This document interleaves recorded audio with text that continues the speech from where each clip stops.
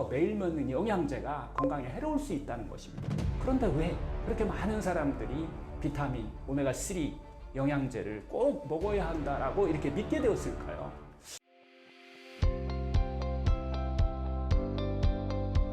오메가3 등 영양제 꼭 챙겨 먹어야 할까요? 이 문제에 대해서도 정말 많은 논문들이 있잖아요. 좋다는 논문도 수없이 많고 한데 이건 또 좀 혹시 문제가 될 수 있으니까 제 개인적인 생각이고 논문을 근거로 해서 제가 찾은 논문을 근거로 해서 어떻게 영양학 교육을 받으면서 하버드대학교 의과대학 영양학 교과서를 교육을 받으면서 이렇게도 생각할 수 있구나라는 차원에서 말씀드린다는 거. 결코 어떤 기름이 막 나쁘니까 절대 먹지 말아라 뭐 이런 개념은 아니니까 그렇게 이해하셨으면 좋겠어요. 제 대답은 명확합니다. 아닙니다. 안 먹어도 됩니다. 아니 오히려 매일 먹는 영양제가 건강에 해로울 수 있다는 것입니다. 그런데 왜 그렇게 많은 사람들이 비타민, 오메가3 영양제를 꼭 먹어야 한다라고 이렇게 믿게 되었을까요? 혹시 주변에서도 이런 말 하시는 분들 많지 않나요? 밥은 못 챙겨도 비타민은 꼭 챙겨 먹어야 된다. 요즘 음식에 영양소가 너무 없대요. 그래서 꼭 영양제 먹어야 된대요. 오메가3는 혈관에 너무 좋대요. 꼭 먹어야 된대요. 그래서 제가 이 분야에 대해서도 좀 깊이 있게 좀 한번 들어가 봤어요. 언제부터 이런 영양제를 우리가 먹기 시작했을까요? 이 비타민이라는 개념 자체가 생긴 것이 불과 100년 남짓해요. 1912년인가요? 이 비타민이라는 말이 처음 등장합니다. 생명을 위한 아민이라고 하는 뜻이에요. 그리고 나서 1930년대, 50년대 미국에서 이제 2차 세대 대전 주변이에요. 비타민 보충제가 대량적으로 막 생산되기 시작합니다. 그리고 이제 1970년대에 드디어 이제 이게 노벨상을 받아요. 그 수상자가 누구냐면 라이너스 폴링이라고 하는 분이에요. 비타민C 고용량 요법을 이분이 이제 주장하는 거예요. 그냥 많이 넣으면 감기 예방부터 암 치료까지 다 된다라고 이렇게 막 주장을 한 거예요. 그래서 결국은 전 세계적으로 비타민 붐이 일어나기 시작한 거죠. 그리고 나서 1980년대 이후에는 온 제약회사, 건강기능식품 업체들이 본격적으로 이제 뛰어들면서 영양 결핍 마케팅을 시작합니다. 요즘 음식은 영양이 없다. 현대인은 매일 비타민이 막 부족하다. 현대인은 만성 결핍 상태에 있다라고 주장하는 거예요. 그래서 현대의 음식으로는 부족하니 영양제는 꼭 챙기세요. 이렇게 우리는 매일 하나씩 먹는 영양제를 꼭 건강 안심보험처럼 믿게 된 거예요. 하지만 정말 그런가요?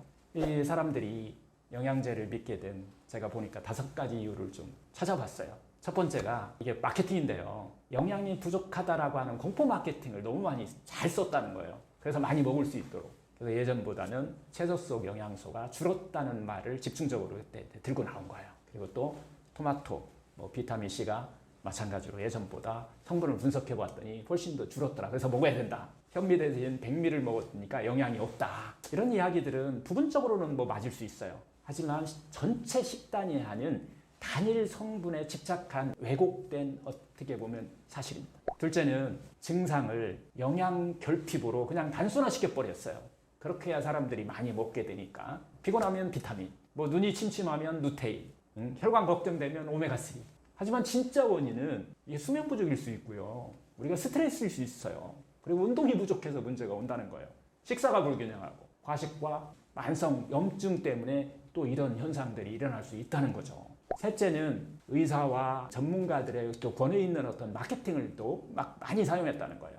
의사도 먹는다. TV에서 나오는 박사님이 막 추천한 거다. 실제로는 이거 브랜드 광고 아닌가요? 기업의 수익 구조일 수 있다는 겁니다. 넷째는 노화, 질병, 죽음에 대한 불안을 조장한 데서 또 마케팅을 하는 경우가 있는데요. 암 예방엔 비타민, 종합 비타민이 최고래요. 혈관 막힐까봐 오메가3는 꼭 먹어야 된대요. 하지만 정말 수많은 논문들이 지금 이야기하고 있습니다. 건강한 일반인이 종합 비타민을 먹든 먹지 않든 노화 사망률과 큰 차이가 없다는 거예요. 결국은 과학적 근거가 조금 미비하더라도 이 마케팅, 이 불안은 강력한 소비 동기가 될 수 있어요. 그런 마케팅을 너무 많이 사용하고 있다는 겁니다. 마지막 5번째가 광고의 어떤 쇠뇌들인데요. 이거 하나면은 눈 건강 끝. 지금 먹지 않으면 막 늦습니다. 결국 우리는 내 몸의 어떤 소리보다는 광고의 소리를 믿게 된다는 겁니다. 하지만 비타민, 오메가3 이 숨겨진 이 비밀들이 있어요. 세 가지 문제점이라고 제가 얘기하는데요. 첫 번째 문제는 시중에 판매되는 대부분 비타민은 화학 합성 비타민이라는 거예요. 우리가 천연 유래 비타민이다 이렇게 써 있어도 대부분 석유화학 또 옥수수 전분을 기반으로 한 합성 원료라는 거죠. 또 단일 성분이라 이게요. 몸은 인식하지 못하는 경우가 많아요. 대사작용에 스트레스를 유발하는 이런 물질일 수도 있다는 거예요. 예를 들면 알파 토코페린이라고 하는 거 이게 합성형 비타민 E거든요. 이걸 좋게 토코페린이라고 부르는 거예요. 흡수율은 낮아지고 간에 부담을 준다는 연구들이 상당히 많이 있습니다. 두 번째 문제점은 오메가3 같은 거에 상폐 위험이에요. 오메가3의 대부분은 어유 기반이거든요. 이게 산소와 만나면 바로 그냥 산화돼 버립니다. 그래서 냉장 유통을 안 하게 되면 염증을 유발하는 독성 물질로 변질될 수 있다는 거예요. 만약에 여러분들이 드시려고 하는데 비릿한 어떤 냄새가 나거나 먹고 나서 트림 같은 것이 났는데 비릿한 것이 나오면 이미 산화된 오메가3가 여러분들이 먹은 겁니다. 산화된 지방은 염증 유발 물질로 대표적이잖아요. 문제점 세 번째는 계속 지금 상당히 많이 연구되고 있는데 이게 천천히 이렇게 문제가 되니까 어떤 딱 뭐 얼마나 먹었다라고 하지만 몇십 년 뭐 이렇게 계속해서 반복하다 보니까 이게 간과 신장에 해독에 부담을 준다는 얘기예요. 우리 몸은요, 이게 고농도의 단일 성분에 익숙하지 않습니다. 비타민C 하루 섭취량이 우리가 보통 한 100mg이면 충분하다고 하거든요. 근데 여러분들 시중 제품은 막 1000mg, 2000mg 막 고농도 요즘 막 5000mg 이렇게 하잖아요. 이거 우리가 몸이 익숙하지 않다는 거예요. 우리 유전자가 익숙하지 않다는 거예요. 그래서 미국 그 CDC라고 하는 곳이 있는데 미국 질병통제예방센터라고 하는 곳이에요. 그곳의 발표에 따르면은요, 가잉 복용된 그 영양제는요, 결국 간과 신장 손상을 시킬 수 있는 유발 물질, 유해 물질이다 이렇게 정확하게 나옵니다. 결국 또 비타민과 오메가3 같은 그 영양제의 진짜 문제는요, 사실은요, 우리 몸에서요, 이게 사실 결핍돼서 문제는 것보다는 우리 몸에서는 이게 흡수력의 문제예요. 비타민이나 오메가3 우리 먹는 음식에 충분히 들어있거든요. 근데 흡수력에 문제가 있는 거지 이게 결핍돼서 문제가 돼. 많이 딱 쏟아 넣는다고 그래서 정상적인 흡수가 되느냐라고 하는 것은 또 다른 문제라는 것이죠. 하버드대학교 보건대학교 보고서에 따르면 건강한 사람은 대부분 영양제를 먹지 않아도 된다라고 이렇게 정확히 밝히고 있어요.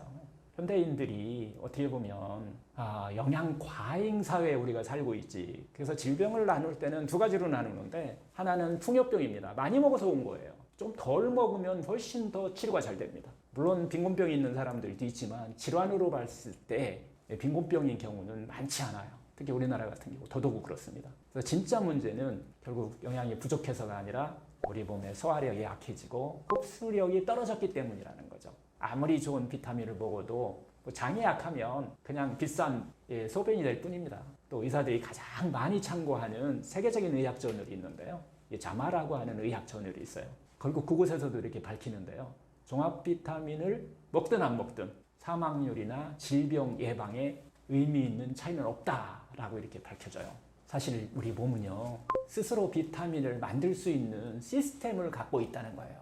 햇빛은 비타민 D 생성하는데 상당히 큰 역할을 하잖아요. 장내 미생물 같은 경우는 이게 건강하면 비타민 B군을 합성한다는 거예요. 또 발효식품과 이 식이섬유 같은 거 이런 것들은 결국 면역력을 높이고 흡수력을 강화해주는 가장 중요한 또 역할을 하고 있다는 거죠. 생들기름이라든가 아마씨 같은 천연적인 어떤 오메가3를 많이도 필요 없습니다. 적당량을 공급해주면 우리가 지금 먹고 있는 이 정제된 어떤 영양제보다는 음식 자체에 포함된 이런 복합 영양소를 썼을 때 훨씬 효과적이라는 것입니다. 예를 들면은 비타민 C 대신 하루에 레몬 그냥 하나 해서 물에 타서 그냥 먹는 거, 그다음 브로콜리 하나 먹는 거, 파프리카 하나 먹는 거, 이 속에 많이 들어있다는 거예요. 비타민 D, 계란 노른자에 충분히 들어있습니다. 그리고 또 표고버섯에 비타민 D는 많아요. 마른 표고버섯에 많으니까 뭐 이런 거 반찬 하나 더 먹는 게 영양제보다 훨씬 낫다는 거죠. 비타민 B군 현미에도 들어있고요, 김에도 들어있고 콩에도 다 들어있습니다. 또 오메가3 들기름에 들어있고 또 등푸른 생선에 많이 있는 거잖아요. 신선할 때 먹는 게 중요하죠. 음식은 결국 제가 볼 때 약은 아니에요.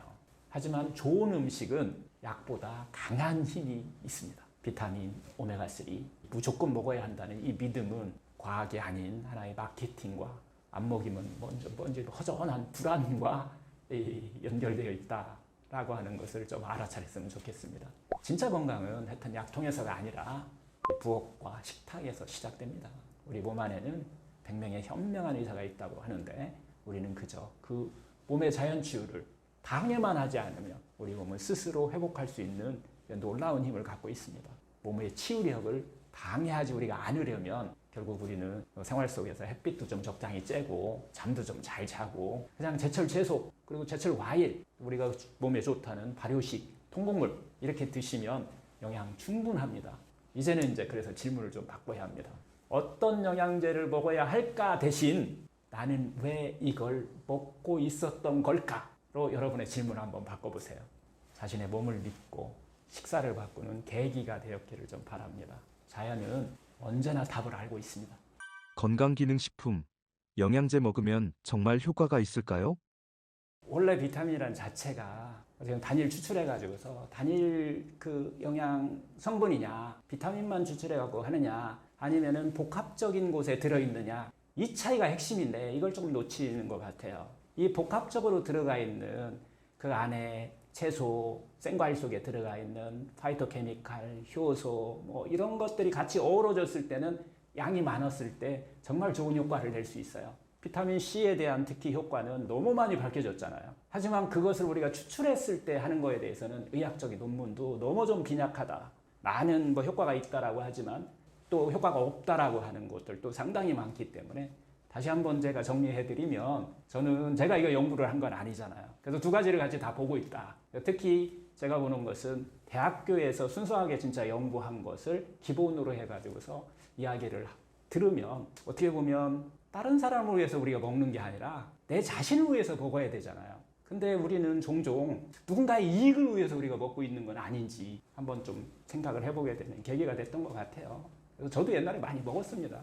근데 처음에는 좀 기분이 좋아가지고 이렇게 또 고용량도 막 먹어보고 했는데 이렇게 자꾸 이렇게 알다 보니까 그게 건강에 결정적인 역할을 하는 건 아니더라. 결국 우리의 식생활, 건강한 식생활이 오랫동안 쌓여 있을 때 건강을 좌우하는 것이지 영양제가 큰 영향을 미치지 않는다는 거예요. 제가 의심했던 것 중에 하나가 모든 다국적 기업들도 그렇고 좋은 영양제를 만드는 회사들이 대부분 미국에 있잖아요. 그리고 우리보다 훨씬 더 미국 사람들이 먼저 많이 먹었었어요. 근데 그분의 30년 뒤에 50년 뒤를 쳐다보면 노후를 쳐다보면 결코 안 먹었던 한국 사람보다 더 노후가 건강하지 않다는 거예요. 이거보다 더 중요한 증거가 될 수 있을까요? 자연은 절대 본성에서 멀어지면은 병은 우리한테 가까이 온다라고 하는 이 원칙이 한 번도 몇천 년 동안 어긴 적이 없다라고 하는 것을 한번 되돌아보면 좋지 않을까 싶습니다.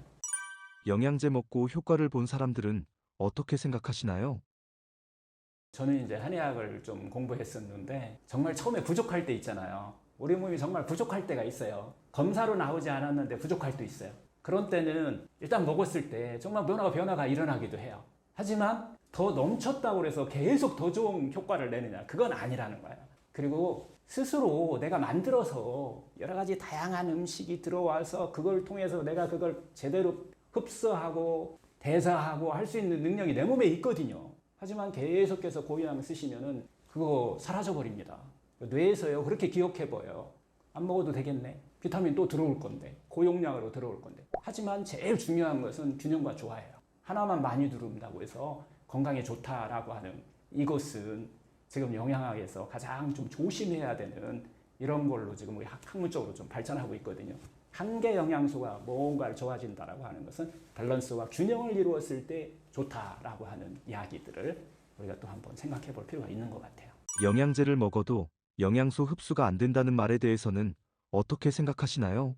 이제 흡수를 갖고만 단순하게 따지면은 지금 상당히 많은 사람들이 설명을 할 때 흡수율을 따져요. 이 정도는 먹어야 세포가 먹는다, 세포까지 들어간다라고 하는데 실제적으로 세포는 균형이 무너지면은 어떻게 보면 대사도 그렇고 잘 못 먹습니다. 그 못 먹고 남은 것은 처리를 해야 돼요. 아무 처리 없이 소변으로 다 빠져나간다고 하지만 우리 몸 안에서는 그것을 대사해서 해결하기 위해서는 간이라고 하는 장기가 반드시 일을 해야 돼요. 이상물질이 너무 많이 들어오게 되면 아무리 좋은 것도 너무 많이 들어오면은 간이란 장기는 긴장할 수밖에 없고 기능에 문제가 생길 수밖에 없다라고 하는 그런 차원도 있고요. 또 하나는 이게 흡수가 대사가 될 때 우리가 모르는 부분이 너무 많다는 거예요. 의학이 아직 모르는 부분이. 장내에서 몸 안에 미생물이 한 100조 마리가 있다고 하는데 걔들이 어떻게 작용하는지에 대해서 의학은 지금 상당히 지금 많은 연구를 하고 있어요. 그런데 전혀 다른 우리가 생각했던 거하고 다른 이런 연구 결과들이 지금 많이 나오고 있거든요. 그러면서 노벨상이 계속 나오는 거잖아요.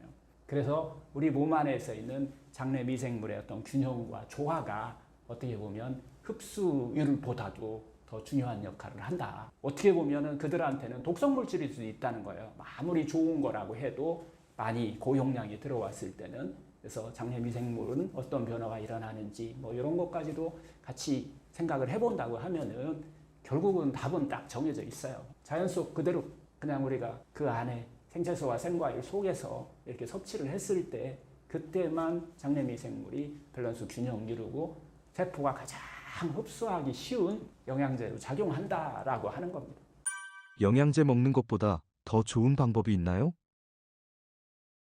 비타민이나 오메가3 영양제 이제 지금까지 영양제를 좀 먹지 말라라는 얘기를 드렸었는데 안 먹어도 된다라고 얘기를 했는데요. 안 먹어도 만약 된다고 하면은 정말 좀 필요하다고 또 느끼는 분들 있잖아요. 그러면 우리가 대신 뭔가를 먹으면 돼요. 많은 분들이 물어보는 후에 질문이기도 합니다. 사실 영양제를 끊고 싶은데 영양제를 먹던 영양제를 끊고 싶은데 그럼 뭘 먹어야 하나요? 뭐 이렇게 이야기하시는 분들이 많으신데요. 비타민 C는 또 어디서 우리가 섭취하면 될까요? 오메가3는 뭘로 보충할 수 있을까요? 우리가 어떻게 보면 가공하고 막 이렇게 합성한 공장에서 만드는 영양제보다도 충분히 우리가 건강을 챙길 수 있는 자연 식품들이 수두룩하다는 거예요.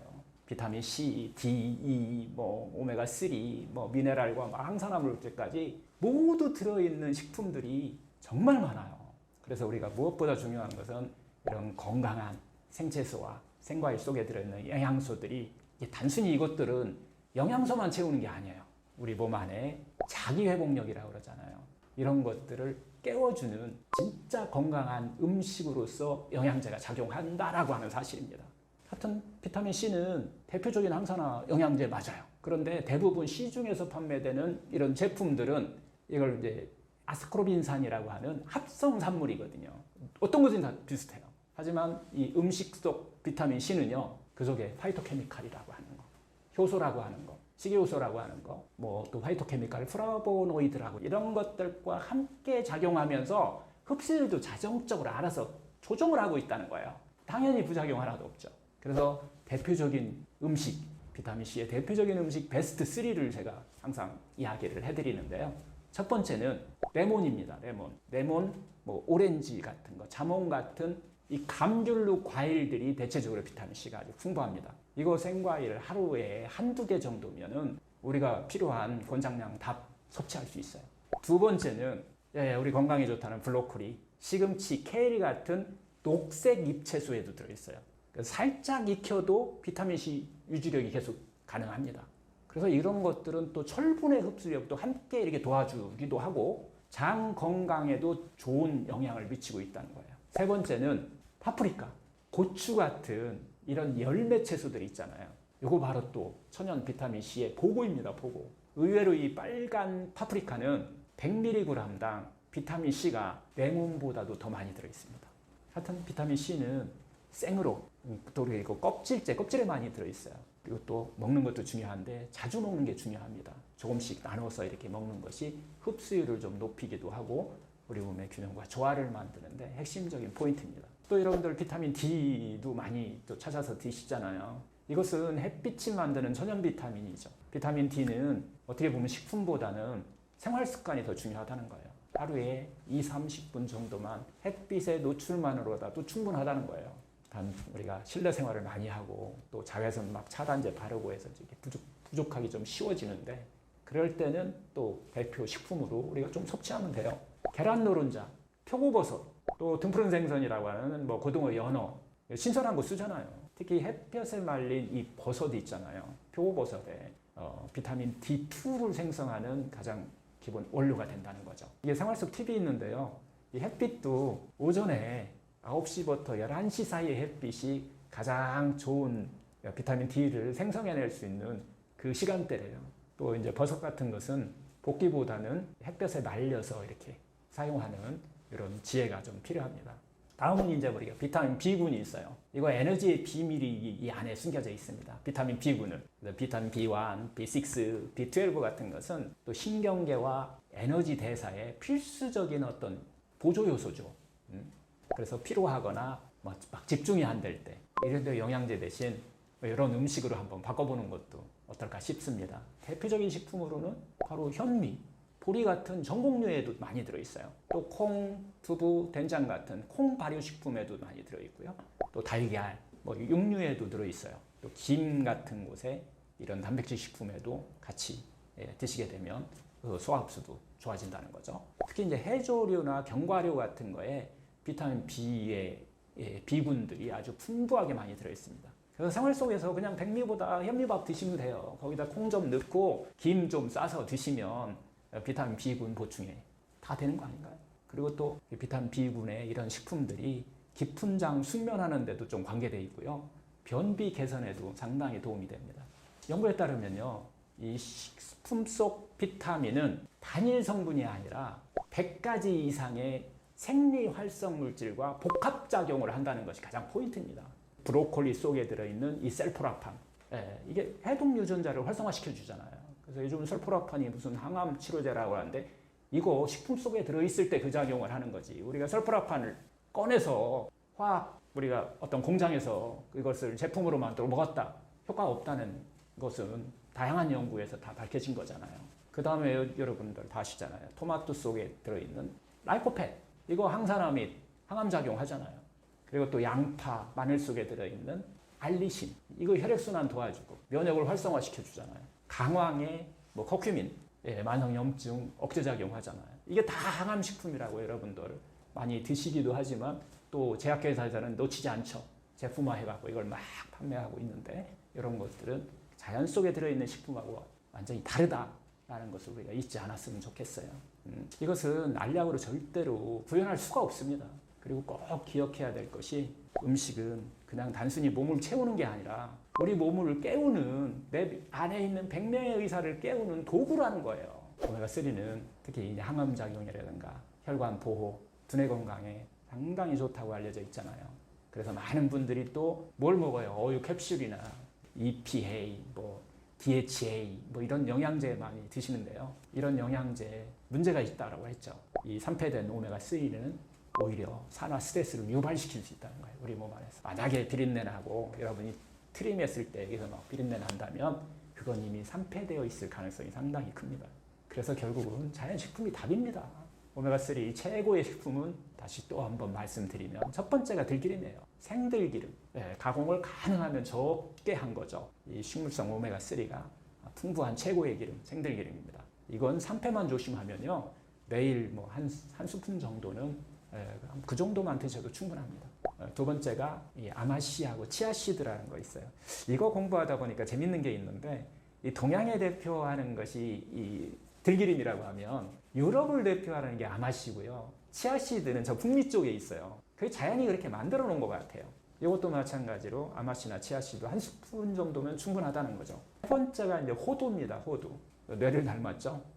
상당히 오메가3가 풍부하면서 뇌에 건강한 영양을 공급하는데 중요한 역할을 합니다. 제가 이제 암 환자를 볼 때는 이 호두도 그래서 오메가3가 제법 많이 들어있어요. 들기름 정도까지 들어있지는 않지만 산패되기가 정말 쉽다는 거예요. 그래서 가능하면 호두 드실 때는 그 껍질이 딱딱하잖아요. 그 껍질을 깨서 이렇게 시중에 돌아다니는 이런 호두보다는 껍질째 있는 것을 드실 때마다 하나씩 깨서 드시는 것이 특히 암 환자들은 중요한 포인트가 될 수 있습니다.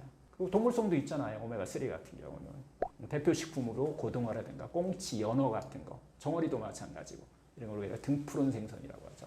이것도 마찬가지 많이 드시는 것보다는 주 한 2회 정도 구이보다는 조림이나 찜 형태로 섭취하는 것을 권장해 드립니다. 의학적인 관점에서 어떻게 보면 이제 건강을 회복하는 식사의 원칙은 이런 영양제를 우리가 건강을 위해서 먹는 영양제 이런 식사 원칙은 내가 한 3가지 정도를 이렇게 말씀드리는데요. 이걸 생활 속에서 좀 지키면 영양 때문에 영양소의 어떤 문제 때문에 우리가 질병을 앓는 일은 좀 많이 막을 수 있다라고 보여지는데요. 첫 번째가 정제되지 않은 음식 드시는 거예요.